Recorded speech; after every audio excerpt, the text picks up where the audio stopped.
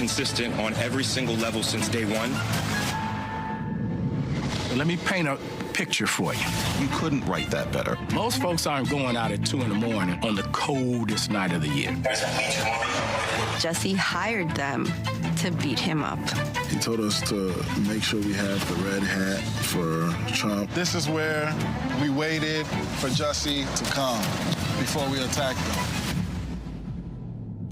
We were the ones that did it. Yeah, it was us.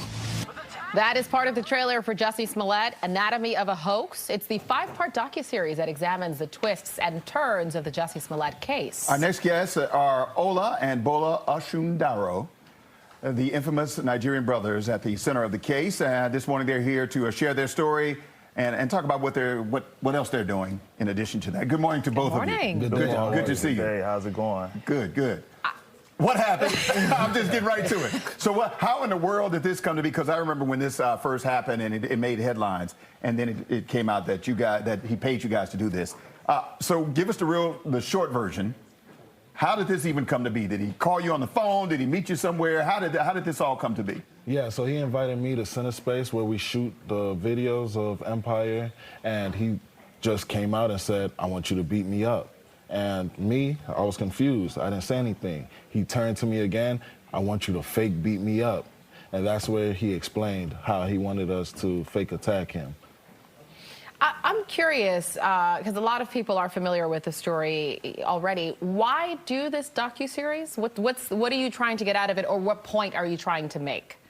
So the reason we decided to do the docuseries is because we felt the hoax was being used for racial and political divide in the country. And had anti-gay sentiments. Yeah, and it just didn't feel right with us, so we wanted to use this docuseries to lay out all the facts. And right our wrongs, because we were wrong for participating in the fake attack, or the hoax. Right.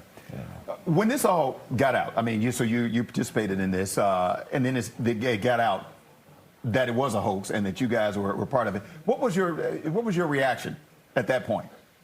Well, we were in jail. Right? Yeah. Well, that's not a good reaction. Yeah, so you were in jail. Yeah.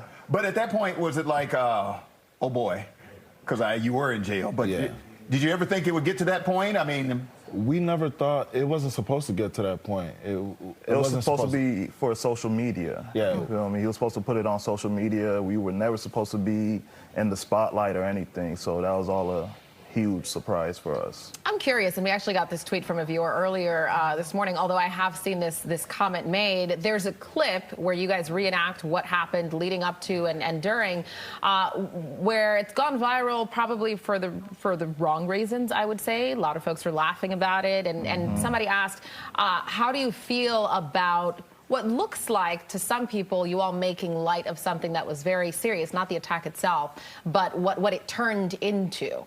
Even you just mentioned it now with the homophobic comments and things like that. Do you see how for some people it's perceived that way?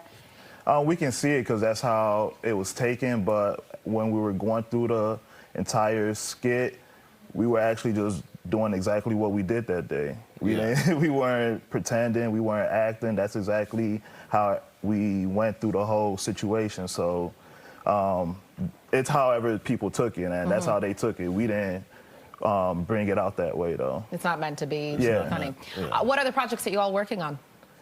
So we have a podcast right now where it's on YouTube under the Osindairo Brothers YouTube page, where we discuss current events, sports, and hard topics, where we try to bring common sense to conversations that we feel is painfully lacking in today's environment. And you're also working on a book?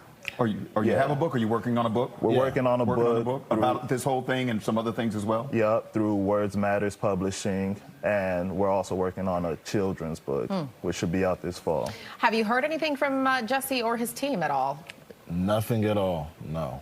Okay, no discouragement from doing this docuseries or anything like that? Oh, no, not at all. Okay. No. All right, where can folks watch it if they're interested? The docuseries, where can they watch it? Oh, Fox Nation. So the 5-part series is on Fox Nation.